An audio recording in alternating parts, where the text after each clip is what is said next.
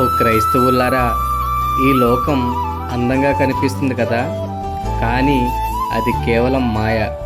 మనం జీవితం మొత్తం డబ్బు కోసం పరిగెడుతున్నాం, మంచి ఫేమ్ గురించి పరిగెడుతున్నాం, ఇతరుల నుండి ప్రేమ పొందడం గురించి పరిగెడుతున్నాం.